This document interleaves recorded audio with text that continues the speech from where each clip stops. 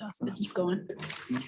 Well, this week was a good week. Good. With Mother's Day and Oh, that's right. everything. That's right. Everybody So, should have been popping. Yeah, this is the week of restaurants. It's usually one of our busiest now, busiest day of the year.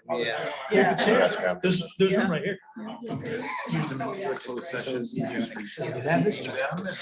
I'm Rachel. Nice to meet you. So we're grateful for the warm weather to be here for sure. Wonderful.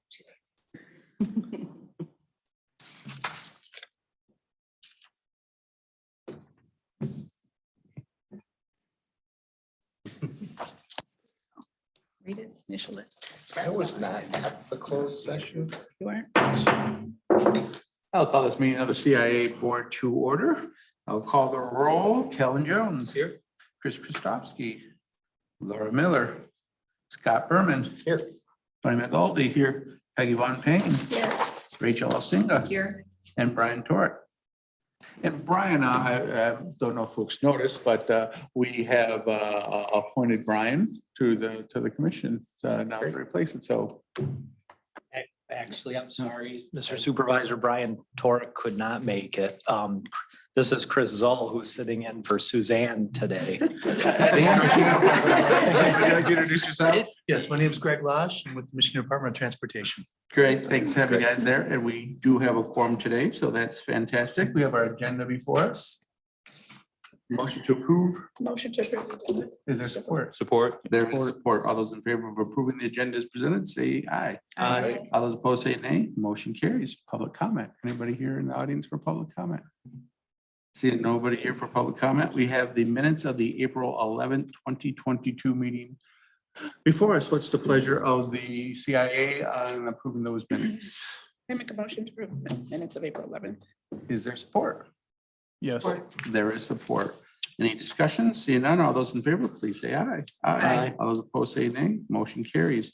Under old business, we have the developers agreement update. Brian, do you have an update for us? I know we do not have the agreement yet ready to bring before us for consideration. We do not. That's still in between discussions with attorneys, Chris's attorneys and our attorneys at this moment. So do not have, it's moving a little slower than we would like at this point. So. Okay, great. Well, then that brings us to the main purpose of today's meeting, which is to have a discussion with the MDOT and the Eaton County Road Commission to discuss the transportation plans that are in place for the corridor to see what they have planned, envisioned, and timelines for improvements that they are going to be making to the corridor that we can then take into both consideration as we move forward with our plans and discussions for the corridor. And then obviously if part of our thoughts and vision and everything, if we have any feedback or anything that we would like to discuss with MDOT that possibly come into play as they make those, improvements or changes, that certainly would become part of the mix. So with that, Brian, how do we got our panel worked out today? Sure.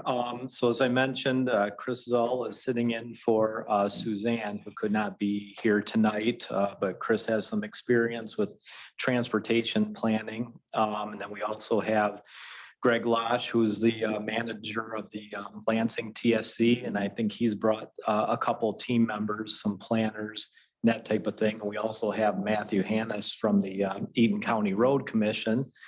So the Saginaw Highway is an MDOT controlled road, but of course the county roads feed into that. So if we have any questions for the county, I asked Matt to be here so that they could chime in or at least kind of hear what we hope is some future synergy between the Corridor Improvement Authority and MDOT as we, in the future move into some corridor planning. So I know Chris and Suzanne had prepared some some discussion questions, but I figured I would let Greg just start off with giving a little bit of history of the corridor and that type of thing. So I guess the way I envision it is this is somewhat of an introductory, our first kind of pre-panel discussion. So for our experts, these are intended to help kind of help inform this board and give some background information and that type of thing to help us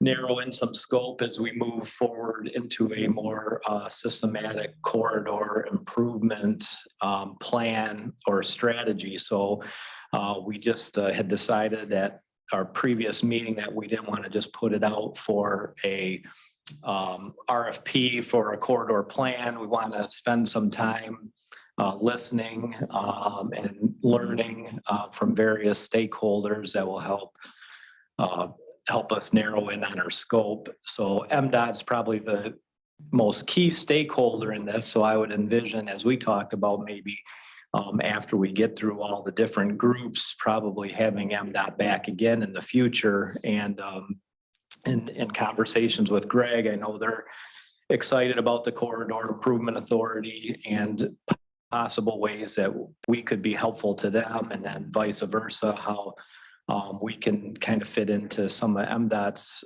planning process to make improve and kind of get on the same page with at this point before future plans are too far down the road, and incorporate, different things, whether it be safety or non-motorized transportation or signaling or just access management, all those different things. So I know the MDOT team won't have all the answers here today, but hopefully we can have a good discussion if that sounds good. Mr. Chair.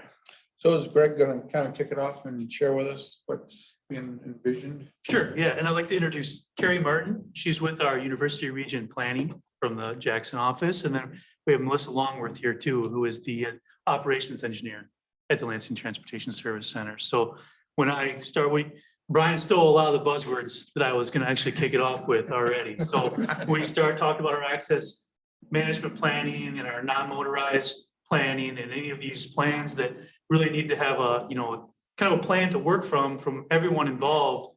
That's where, we come in and we work with corridor improvement authorities to just kind of get the boots on the ground and understand what the community is looking for, right? Just, we're really designed to know how the road is being used, what its conditions in, how to kind of forecast the access management, and also, the asset management of it, to make sure that we're hitting that roadway with improvements, with funding at the right time. So we're getting, the service life of that road. We're not coming in and reconstructing every 5 years, right? We're coming in and we're extending that life with the best use of our dollars as possible. So we really do work with a lot of our groups and corridor improvement authorities to just get a good feel for what the overall community is looking for.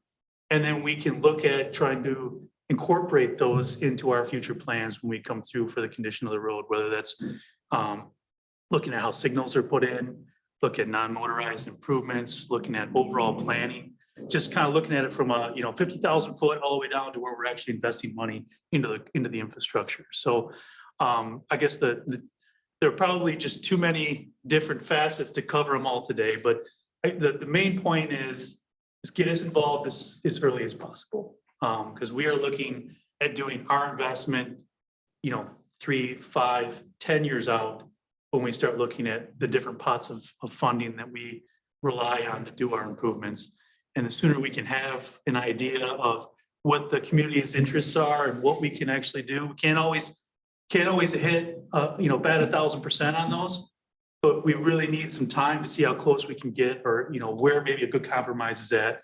And so that everybody understands where we're at and where we're coming from. So really just, that's the main point.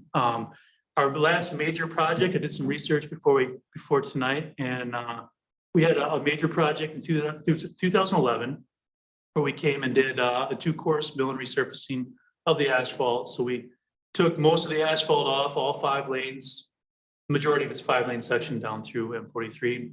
We took most of the asphalt down to there's existing concrete under that asphalt. So we call that a composite roadway. We have concrete down there and then we have asphalt on top. And in 2011, we ground most of that asphalt all the way down to the concrete. Did a bunch of repairs on that concrete before we covered it back up with multiple lifts of more new asphalt. And that's a pretty significant improvement right now, we don't currently have any major plans for work in that area on our 5-year plan. We're obviously always looking for projects to get into that 5-year plan, that revolving improvement plan that we try to, and when money breaks free, we try to have projects ready in mind to capture money when it's available. But right now, our goal is to use maintenance funds and capital preventative maintenance to maintain that corridor until we can get, maybe a more significant project selected for down through there. We do have some plans, which I'll cover here in a second, which would be what we consider a significant project, but no current funding source exists, right, to do that work. But last year, we did a mill and resurfacing, basically from Nixon to Broadbent, which was a maintenance funds, and I can explain that a little bit as well. We have quite a few different various funding sources that we rely on, and a lot of them all basically come down to surface condition of the road. So for us to go and capture that money, it has to be in some sort of condition to justify the use of the funds. So if we have a condition of 0, which is the worst, they don't want us to use kind of our maintenance, capital preventative maintenance funding, right? They want us to use more significant reconstruct, more substantial work. They want us to go after those pots of money to fix that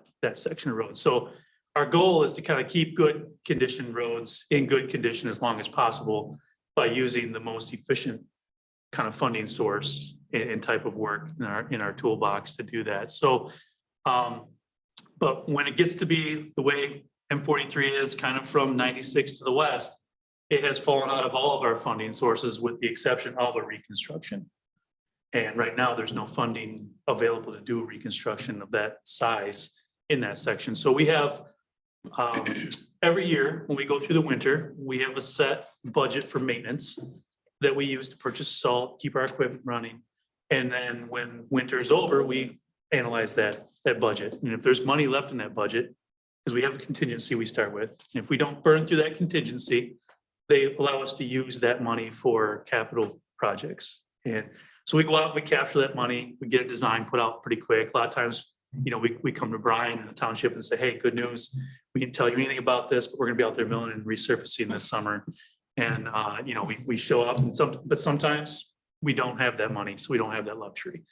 So last summer, we did do a mill and resurfacing from Broadbent to Nixon. This year, we have another project that we hope to get out there in August, in early July, and be done by the end of August, which would start right by the marketplace and go to Broadbent. So we're gonna hope to do that section, resurfacing marketplace to Broadbent this summer and get that resurfaced. Again, this is just a preventative maintenance, take off 1.5 inches asphalt, put 1.5 inches back on right now. The underlying condition of the roadway, we're gonna get 5 years probably out of that type of fix right now, because the underlying material has obviously seen its service life as well. And then the more significant project that we've been talking to Brian quite a bit about is we are looking at the development on the north side that went in with BJ's and all the way back in there. When that came to us in its preliminary stages, its concept, we started looking at modeling traffic out there. Again, we just have models when we started this process. And we saw that there would be a great opportunity for both safety and operations down through there if we were to build a boulevard section and really limit the left-hand turns, not eliminate them, but just control where they can happen so that we don't have so many driveways, so many crossing points, so many conflict points down through that 5-lane section that would help streamline traffic as well as improve safety. And so we did apply for that project, and we were successful in obtaining funding for that project, which is right now planned for 2026. We don't have access to start spending the money to do some of our preliminary engineering that we would do once it's been selected for a little bit of time. So I don't have a lot of answers to a lot of questions I might get just yet. But we do have this project in our program. There's approximately about $15 million worth of money set aside for it. And we are gonna start looking at, we had our models that we used to apply for the money. And now that we've got a lot of the infrastructure built, a lot of the development built, we can see kind of how actual compares to our models to make sure that what we applied for is the right fit. And we're gonna start doing that here over the next year. And so over the next year, we'll have more and more information that we can start talking about there. And that's where just to keep going along that whole standpoint, we would like to do something similar to that all the way to Waverly. So that type of build out is kind of what we would like to see in a perfect world for both operations and safety. Just because, everybody here knows how much traffic is out on M43. Everyone knows all the driveways. They know all the left turns. They know, kind of how it operates. And if you look to see an improvement in both operations, safety, and giving, non-motorized multimodal opportunities, you really start looking at how we can adjust the footprint to get rid of some of what's out there right now as far as the 5-lane section goes. But that's just kind of a long-term look ahead. We did apply for that project as well, and we were told there was no funding source. It exceeded all of our funding sources. Okay, so that's what we were told at this time. If we're gonna go after operations or if we're gonna go after safety, at this point in time, the way those are set up, it exceeded the amount of money that are in those budgets right now. So, we're gonna regroup. We're not gonna give up on it. We're gonna keep looking at, maybe breaking it up into smaller projects or, there's other ways to get it done. But, as we move through that process, that's where our partners at Delta Township, this Corridor Improvement Authority, we can really kind of sit down and talk about, what that looks like moving forward.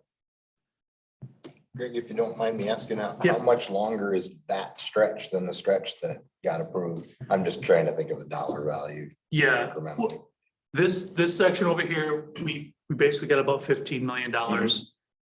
Down through here, it's starting at about $40 million. I thought it might need to be more because of the distance. Yeah, and it probably will be for a number of reasons, but our initial look at water main, sanitary.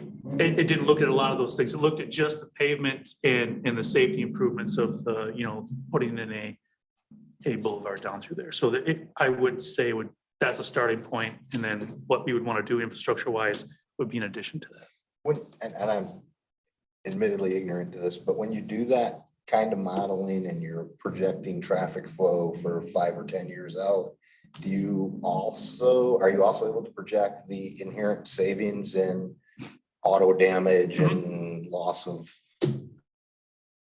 injury in life, things like that? We call that time of return. Okay. Yep. And it does show, kind of what, if you're seeing this many crashes, this type of, it has a calculation that shows us kind of what the time of return would be for that investment. Yeah. Yep. Again, it scored very well. It just exceeded the dollar amount that was in those. There's a lot of accidents. Yeah. For sure. Mhm. There, so. Where is the limits for the current project? Is that Broadbent to 96 or is that Broadbent to It's Canal? just west of Broadbent. Okay. Actually, I provided a couple of drawings to Brian a while back. I can send those over again after this meeting, just to kind of show you, distribute those. But it's a real high level. It was the kind of the graphic we used for the application. Okay. So it shows just, is it Madonna? I think it's Madonna to basically it comes back out of the boulevard section just before you get to the bridges. Oh, right before. 96, yeah.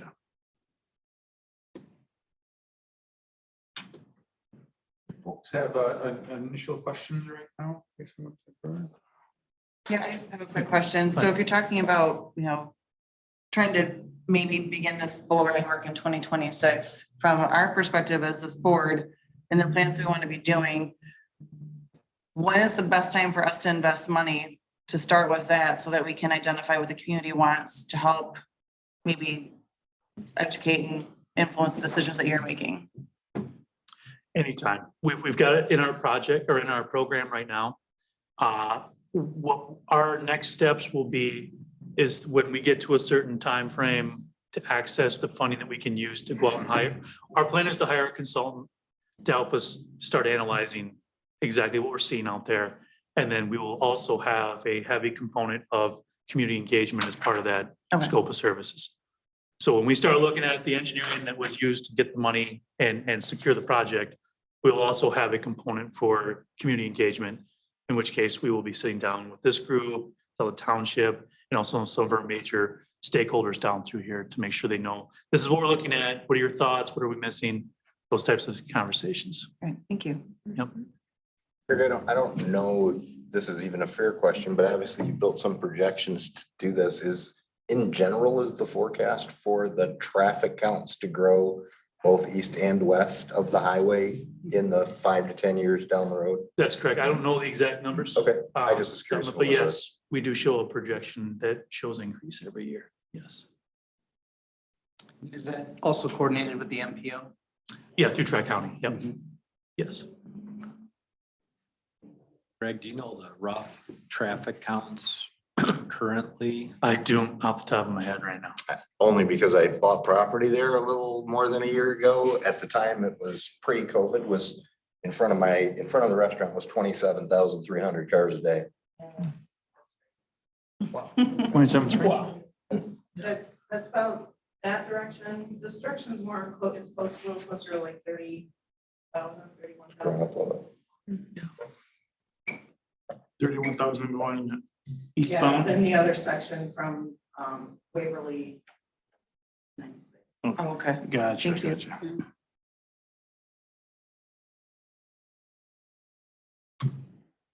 Well, some of the feedback we're already hearing about the, area around Delta crossings is just, obviously there's a lot of public saying, it's just crazy busy now. That they are anecdotally saying that, they're noticing a lot more traffic and they feel it's a lot less safe now, whether or not it is, whether or not there's any accident data yet. I haven't seen that yet, but that certainly is the feedback that you're hearing, is that people are feeling that it's much busier. They feel it's unsafer.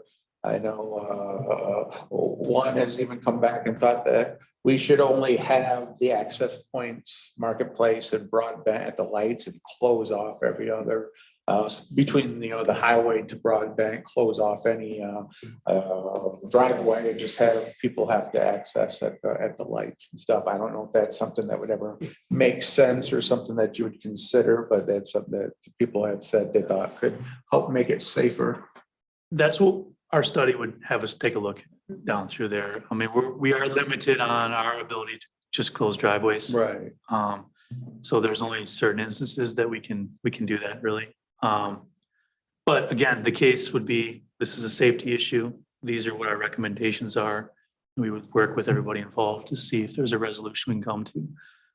Right now, we are monitoring it as well. We're making adjustments to the signals down through there as we see issues.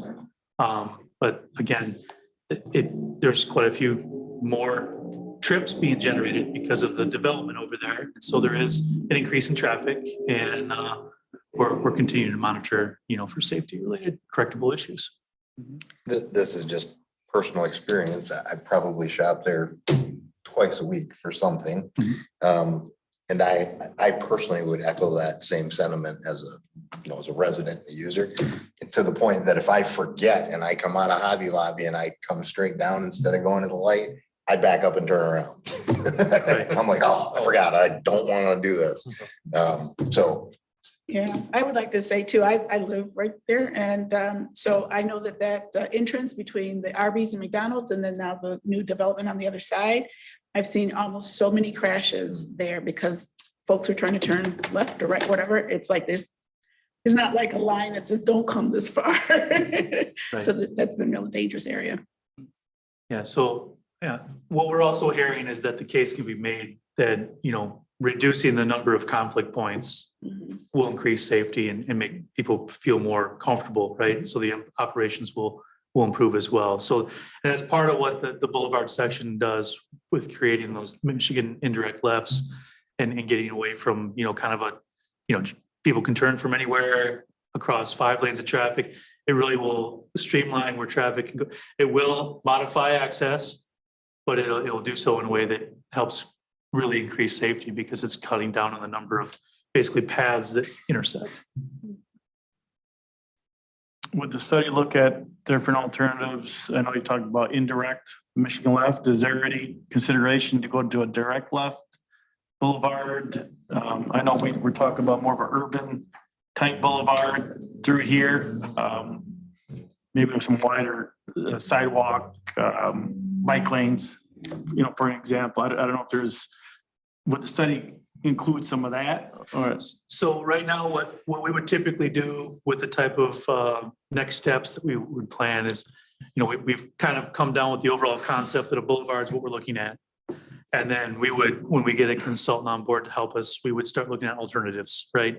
Here's alternative 1, alternative 2, alternative 3. What are their benefits and what are their, you know, pros and cons? And what do they do to accomplish, you know, some of the goals that are set out? And that's really what the next steps would be once we get somebody on board and start looking at that a little closer. There's a whole environmental clearance Right. process that will be kind of coupled with our design phase.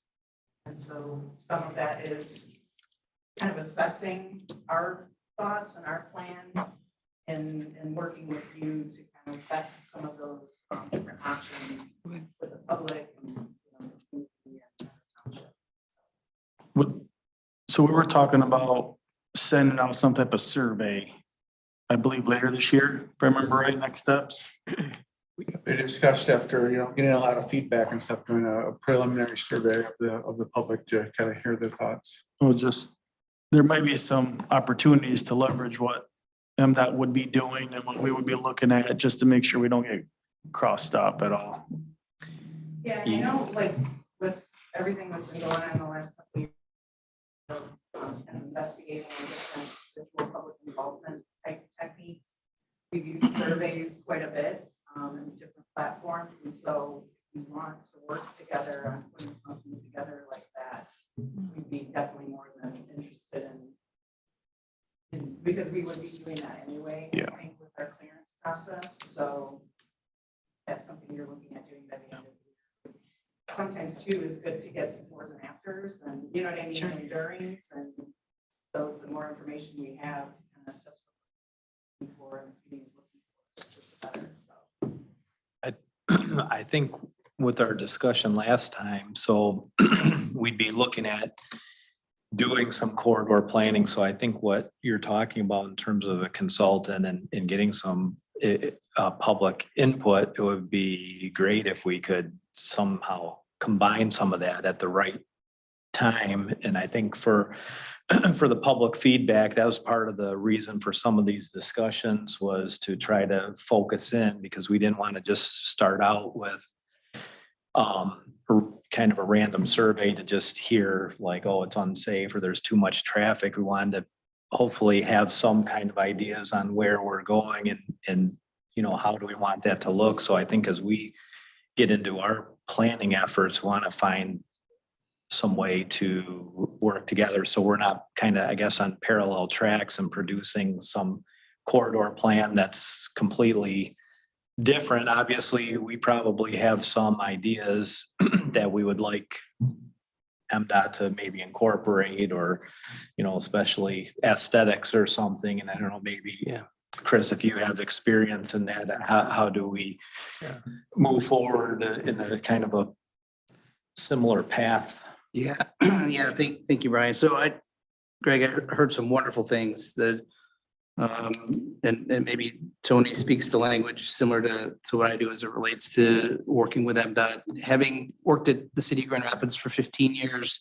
and now as a consultant working with MDOT is a routine part of the business. And we have our own language. We really do. And he laid out for you some understanding about the 5-year program and how the projects are pre-planned well ahead of time. There's a planning process. And I heard that there is interest and funds and several different mechanisms of providing improvements in the corridor. And with the consultants that you'll be hiring to help study the corridor, that's fantastic. That's great. And I think it would behoove us all to spend some time understanding what the objectives of the consultant's role is, how the township and the road commission can plug into the inputs as a part of that process.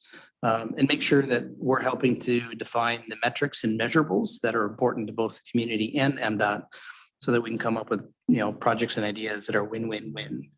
I would imagine that MDOT's perspective, in my experience, tends to be a little more car-centric or vehicle-centric, as it, has 27,000 cars or more to move through the corridor in an efficient manner every day. But then at the same time, we want to be able to walk across the street, enjoy the environment, have a safe place for us to all work, live, and play, right?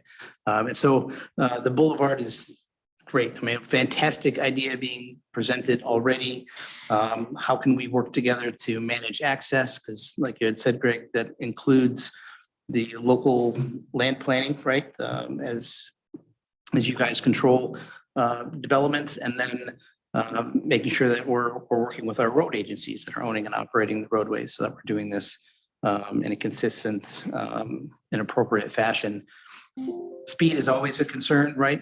And so that's one of those key metrics that I think we're going to need to spend some time talking about. Safety, of course, both for vehicles, pedestrians, cyclists, non-motorized, overlaying the objectives of the traffic study with local planning, where we have our trail network connections, where we have sidewalks, we're missing sidewalks, where our gaps are, where we have key crossing points, if there's any, and sorry to say this, but mid-block crossings, and I know this is very challenging with this many cars, but we're trying to find that right balance and what are the right tools to help us manage those situations, grade separated crossing, hawk signals, using traditional traffic signals, et cetera, all part of the toolbox. And the boulevard section, in my mind, all trends towards that more positive, scaled down, maybe urban boulevard section that you're talking about. But I do think that as a group, you guys need to spend some time putting together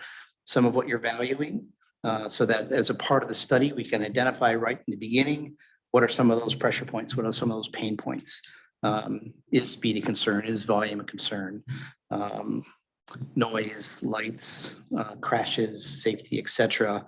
And then we can use that to help understand what some of the needs are from a landscaping standpoint, from an access management standpoint, from pedestrian accessibility, and then transit, right? I don't think transit's in the room today, but they're a very important part of this corridor.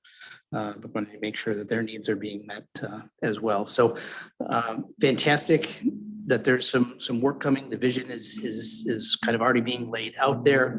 But I do think we need to spend some time talking about what the Corridor Improvement Authority values, what the township is interested in helping out with, what the road commission's needs are, and of course, making sure that we're managing speeds appropriately. So maybe defining levels of service. I'm certain that you have measures for the corridor already. I would imagine that the level of service D or better for your peak hour is kind of that standard benchmark. And I think we should probably have some debate around that to make sure we know what's appropriate. And so there's a lot of details to get into, all the way down to lanelets, right? And so, I mean, we're talking miles, it really comes down to inches through this planning process. And hopefully, we can be good partners through this process. Yeah, there are other communities. So I'm in the region office, and we have 9 counties. And there are similar corridor studies. One, for example, is Reimagine Washtenaw. I don't know if you've heard of that. It's in Ann Arbor. It's a multi-jurisdictional kind of planning effort that it's Pittsfield, Ann Arbor Township, Pittsland. And they came up with this Reimagine Washtenaw plan, and they wanted to develop as a CIA, as a but we're never able to get out because there were. But they did just that. I mean, that was a part of it. Granted, we didn't have any funding behind it, which I think in this case, with having some funding behind this section, I think it helps maybe to look at that whole corridor as a corridor, and some of the things that you're talking about. So, lane width requests, and then resolutions of support from your board on things like speed, or not speed, but a level of service and that sort of thing. So I mean, there are examples of what you're trying to do. I think a lot of times too, what can help us is getting your community engaged in what we entitle a aesthetic design guide for the corridor. Typically, MDOT will do those for our freeways, but it's also nice to have something that's something as a part of the overall plan that we're going to be doing when we come in, to have that design discussion in advance of us coming in. Kind of drive how we would design something. And so that's something else to consider. I'd like to expand on that just a little bit, and please do correct me if I'm wrong, but as a standard course of business, MDOT doesn't typically include roadway lighting as a part of their projects, and definitely not pedestrian scale lighting. So if those are amenities that you guys would have an interest in, planning needs to start yesterday for stuff like that. Similarly, sidewalks are often considered, but maybe not the sidewalks that you would want it to be. And so, there are additional funds that need to go into sidewalks or side paths or bike controls or other things that are often outside of the scope of a traditional MDOT project. And so those are some of the things that we need to be lining up well ahead of time, so that when that study is getting done, we're working together, and then we're lining up the funds so that in 2029 or whatever it is, we're building what we all want it to be. When we talk aesthetics, are we talking about green space being somehow incorporated into the concrete that we're talking about, or whatever? Yeah, and like I said, oftentimes our aesthetic design guides are for like bridges on freeways, how they're, how we're designing them, and how the community wants to see them. But yeah, I mean, it could be green space in the area of bioswales and different types of, and I think MDOT is definitely not experts in some of those things. I mean, we incorporate them in our projects when we're asked to. By the community.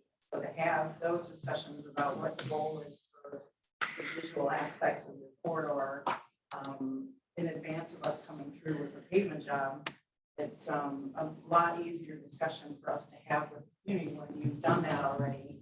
And we can kind of work together if you guys have funding and we have funding, and we can kind of create this project. We can look at funding in other areas like TAP applications. So it just makes it easier if you do have some sort of planning effort in advance of us coming through, because it just helps to. Oftentimes we're very reactive, and so it makes it a little bit more of a proactive discussion. Perfect. Very good point. And like some of the examples you gave, even where MDOT typically cannot bring funding for street lighting, but we can incorporate that into the project so that when it's being constructed, the oversight, the construction, all that is handled under the same contract. So you're not coming back later and doing something. Also allow the design, in a lot of cases, it can be incorporated into the design. So, I mean, there's certain things we can't come right out and fund, but there are other ways for us to coordinate and get the work done still and have some sort of sharing in the overall end result. And similar with private utilities, right? Right. Coordinating with private utilities and maybe even communications if you want to be, thinking ahead. And then even potentially in some cases where some treatments aren't currently warranted, but maybe will be in the future, you can pipe conduit ahead of time so that you can make sure you got the communications infrastructure to build, a hybrid beacon at some point if that's appropriate. Well, yeah, and that was another thing with Reimagine Washtenaw. We were able to do some incremental improvements. I mean, they're not the corridor improvements, but we were able to do some sidewalk gaps. We were able to do some mid-block crossings. We're non-motorized through the interchange at 23 in Washtenaw. And so there were things that we were able to get to that may not be a part of that whole larger boulevard section on this side of 96. But it helped us to at least start doing some of these incremental things with this larger plan in mind. So, and even with our project too, I mean, there's identified sidewalk gaps. We would, likely look into that as, what we would have right away challenges. But, that is something that we do with some of our larger scale projects and talk through doing those are always good. Mr. Chair, I appreciate the discussion that's taking place here today. I do have to step away. I do have a 5 o'clock meeting that I must attend. So thank you very much. Well, thank you. Appreciate you being here, Calvin. Thank you. Good luck at your next meeting. Thanks. I'll need it.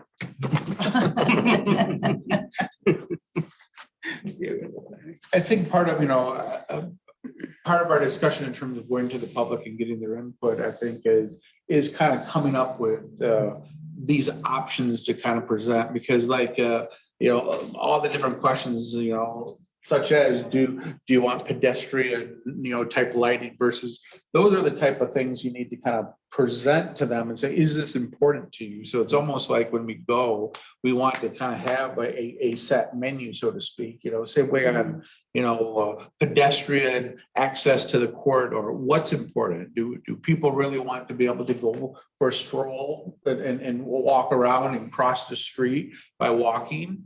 Or is that not as much? Do people want to make sure that's very bike friendly? Do we want to make sure that there's some means for bikers to very safely and securely get down there and to basically lay out options? This is how we can do it. Is this what you want? Type thing. I think will be important to kind of really get the good feedback that you guys will need when you actually design it. I know if you ask in the generic sense, we already hear, we just want the traffic slowed down and calmed down. Everybody's driving way too fast down Saginaw. So you want to slow it down and calm it down. And then you'll hear generically that we do want it more pedestrian friendly. What exactly does that mean? To what extent are people willing to want to see it built to a pedestrian friendly level? How do businesses feel about, whatever it may take to do that? So those are the type of things I think we really want to kind of, over the next few months, if we can, kind of give some real options when we present that to the public so that we get some kind of real guidance on what's important to them. What are they really looking for from the corridor versus, coming back with the usual kind of generic type feedback that you get, because, as been mentioned, some of this is going to have a price tag that MDOT's not going to pay for. So it boils down to how much do we want to invest as a community in finding funding sources for, these types of improvements. And then once again, to what extent is the public willing to pay, what's good enough for them versus what the dream could potentially be. So that will kind of be the challenge to, to kind of drill down and get to that point. So we have that really good guidance to give them down when they're really getting down to the development. And as we're putting together, our plan and stuff, everything is always sure. We'd always love to have the Cadillac version of everything. But the reality is, once you start looking at, the cost, how it may impact the businesses, what it impacts, on the flow of traffic, and you got to become realistic at that point. So it'll be part of our job to help manage expectations among those who are potentially going to come with their particular wish list too for what they want to see on the corridor.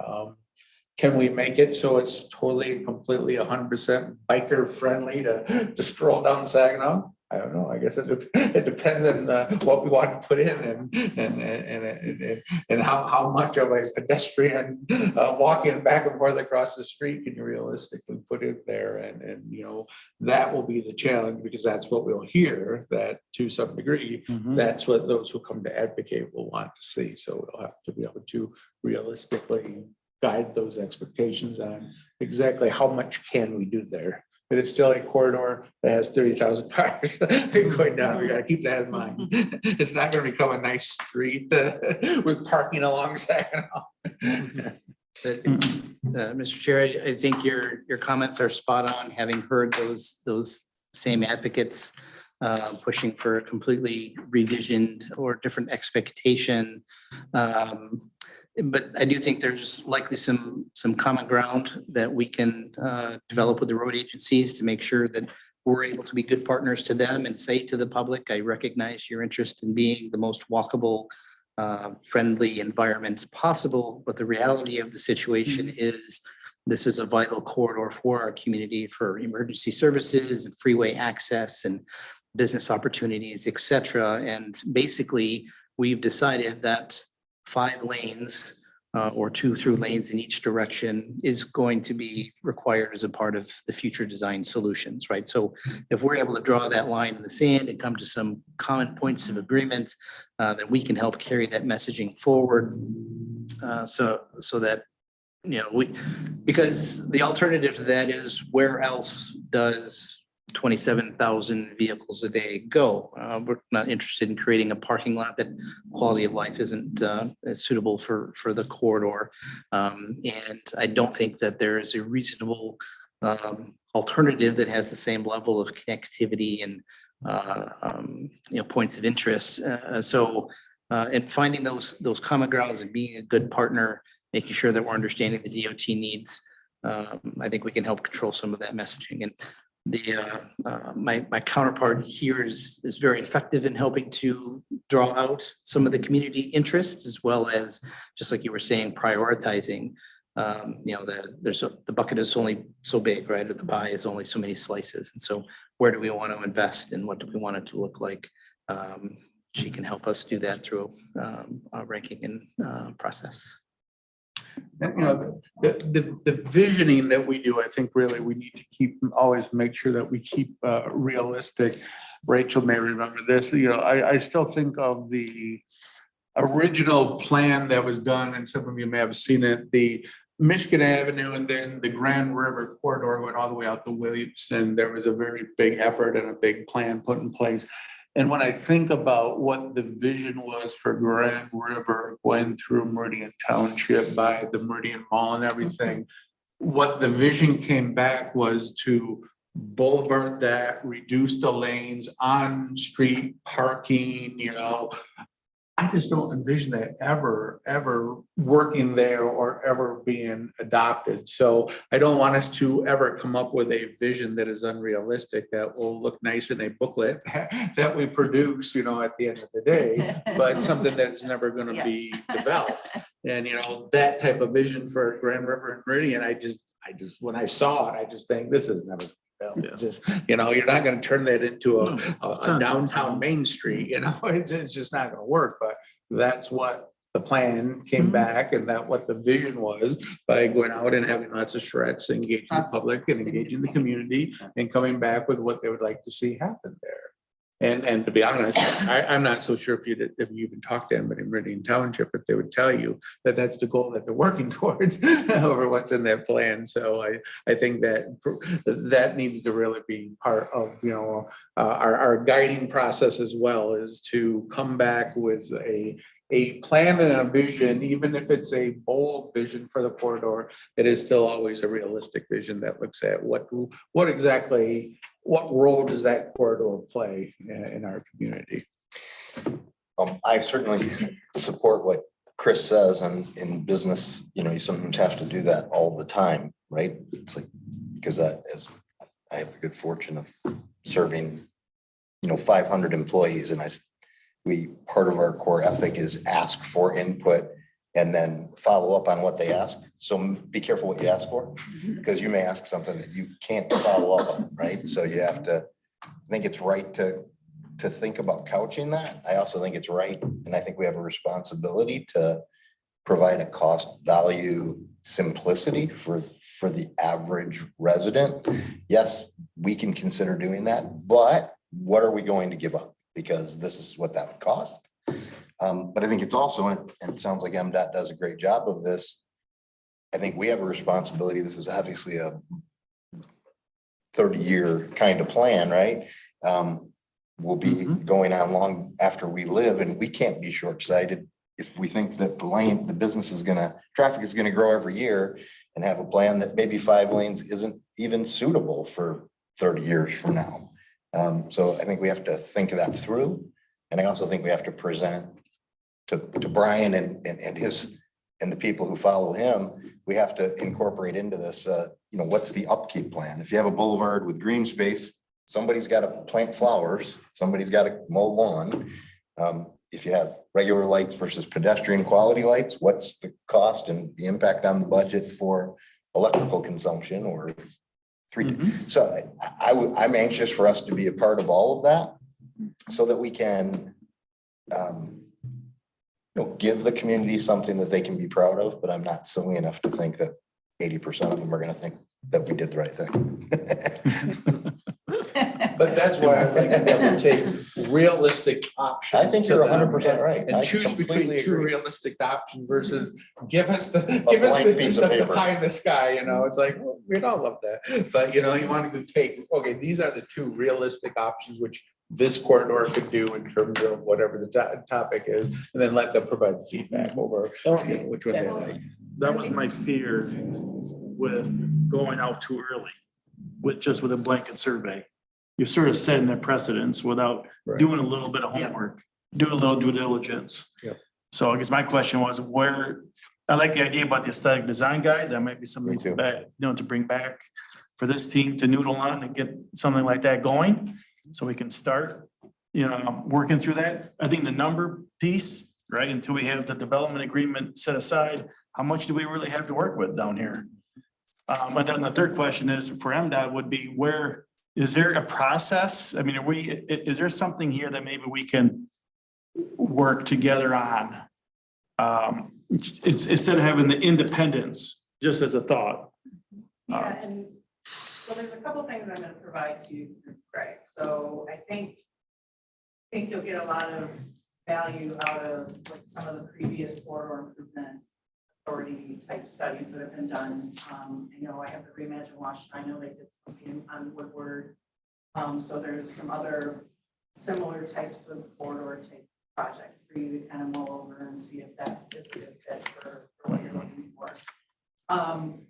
We also have what's called our Main Street, Frontline Main Street guidance document. It helps with kind of guiding communities in doing just what we're talking about with our different kind of links to different kind of guidance.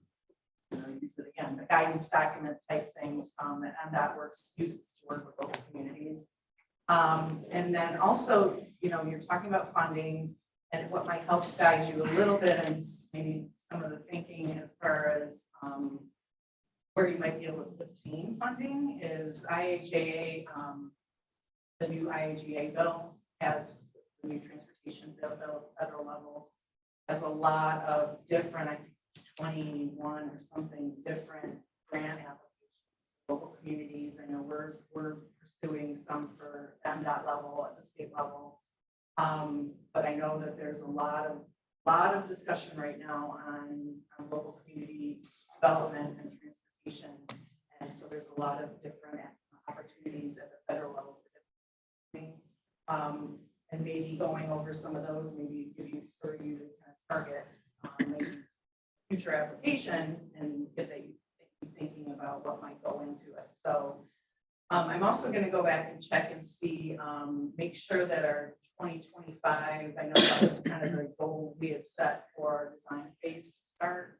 But I'm going to go back and see internally, based on our conversation here, if there isn't something we could do in advance of that, since you do have plans to maybe start gathering some public engagement. If there isn't something that we could look at doing in the meantime. There might be some EPA Yeah. avenues. Dave started talking to me the other day about it. So Yeah. So go back to that.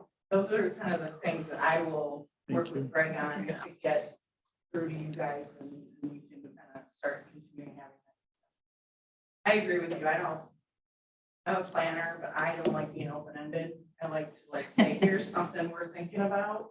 And because I don't do well with the what ifs and maybe more of the myself engineer planner. Yeah, there you go. I like to at least give people something to react to. So I think that's always your best bet rather than being open. Yeah, you're gonna find who wants this and then someone doesn't want that. So it's easier when you in 2026, we'll be here before we know. Yes. And it's the planning side of it is good timing. So And Rachel, you started to say something. Tony actually covered it so it's great like that. Thank you. Other thoughts that people have? Does the road commission have anything they would like to add to this discussion at all? I know it's MDOT's road, but certainly if there's something that you guys have seen or have thought about or anything, certainly would love to hear any input you guys may have. We'll let them do whatever they pay for. I'm just kidding. No, I do have a question, if that's okay. What are the limits of the SCIA? I guess not. I've heard of it, but I'm not that familiar. It just goes from Waverly Road, which is the beginning of Delta Township, to Broadbent Road. That's the stretch that's covered by the CIA. Just the businesses up front. Yeah, just pretty much, it goes, depending on the property it takes in, pretty much the properties that run along the corridor. Oh, that doesn't have a question. Just at least have an idea what I'm talking about. Yeah. I'd like to make a comment, maybe on his behalf. I presume you guys do most of the maintenance for the DOT? No, we do not. Oh, okay, just maintaining your road. So you guys are maintaining your own? There's a garage right over here. Yeah. Yep. Yeah, fantastic. Okay. Yes. So you mentioned it earlier, whatever we build, we've got to maintain, right? Which includes consideration for snow storage, construction management, when our lanes are being reduced, and when we're working on the freeways, detour routes, et cetera. And so we want to make sure that our planning includes those temporary conditions and annual maintenance consideration. So planting flowers in the median is fantastic. Does anybody want to go stand between 30,000 cars? Yeah. So it needs to be well thought through as a part of the process.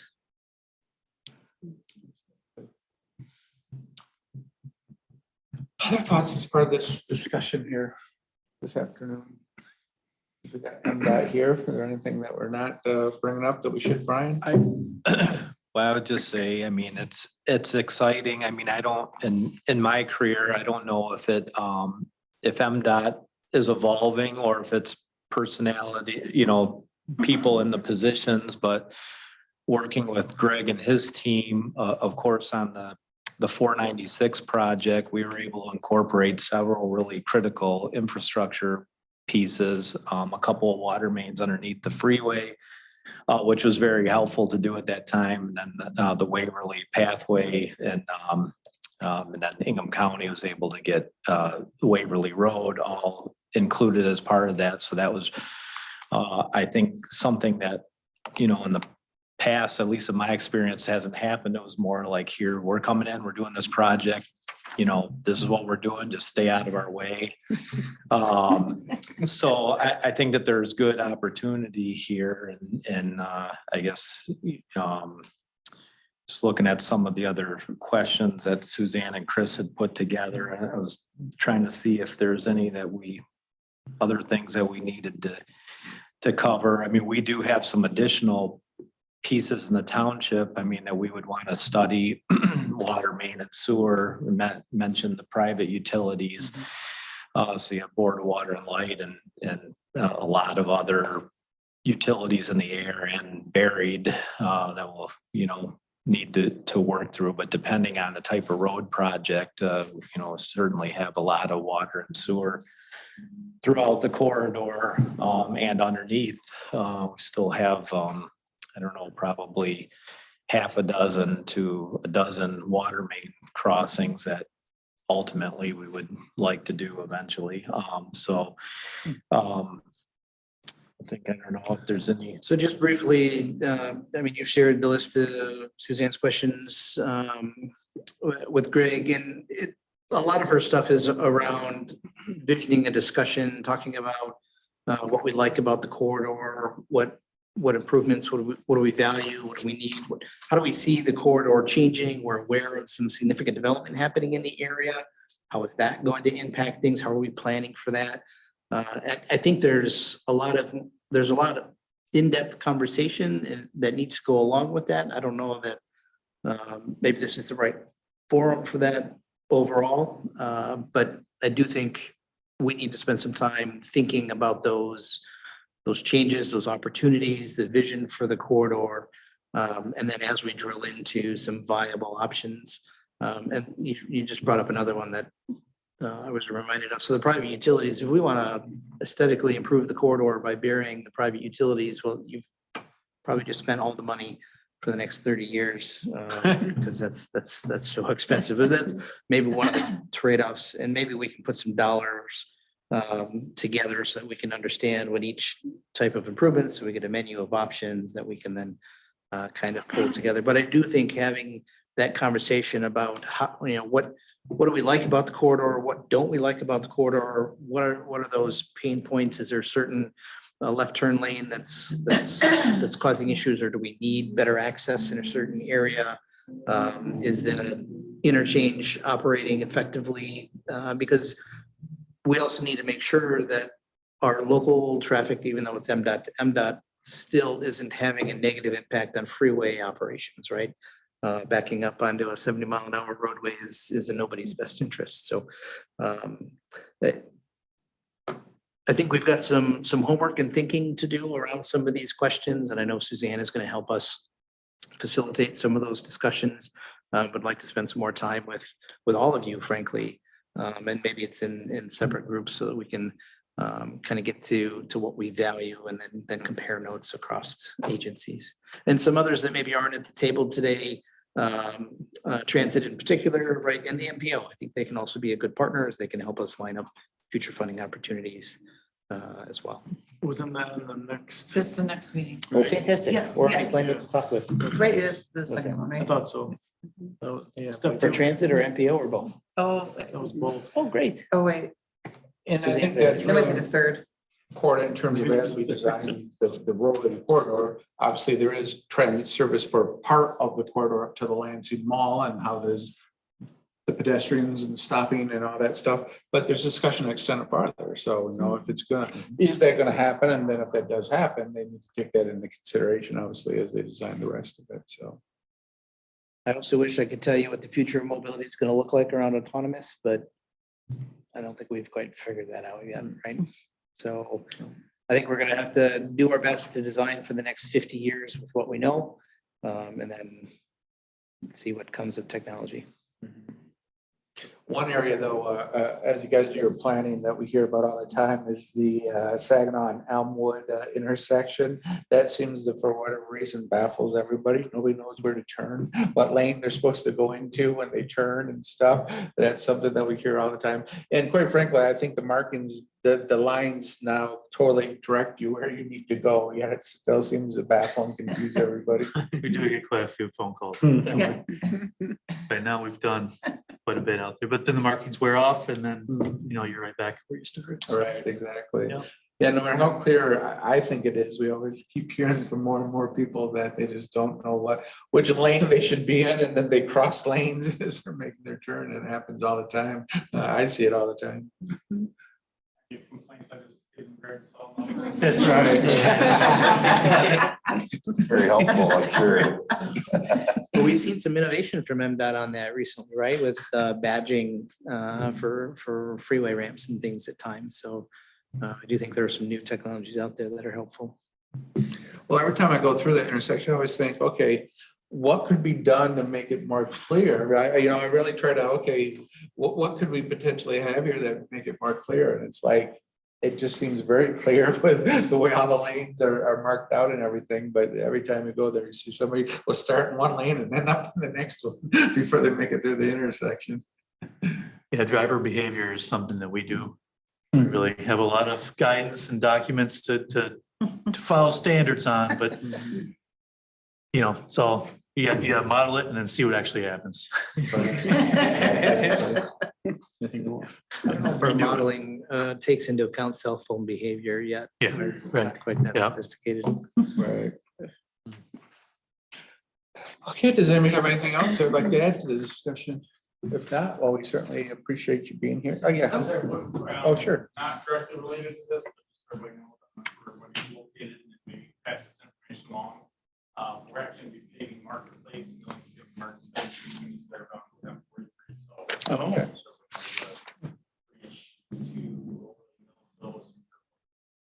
Great. Okay. Well, Well, we appreciate everybody. Appreciate you guys coming here today and stuff, taking the time to sit down and chat with us. And it'll be the beginning of a dialogue that will continue as we move forward. So hopefully we can provide that good input and get the real good community engagement to help guide the development once we get to the point where we're actually deciding what we're going to do for sure for 2026. So thanks for being part of the process. Thank you. It's very Thank helpful you. today. Thank you very much. Yes, thank you. Do commissioners have any comments on any other topic before we wrap up? Well, our next meeting is June 13th at 4 p.m. Brian, do we know if we have our next panel confirmed? Is that? We do not have it confirmed yet, but we'll be working on that this week. Okay. Bye-bye. Thank you. Thank you. Yeah. So we'll try to get that confirmed as soon as possible, or if we need to switch topics, we'll let you know too, if we have to switch topics based on availability and everything. So our next meeting will be June 23rd at 4 o'clock, and we'll see you then. So Great. if Thank nobody you. else says anything, we are adjourned.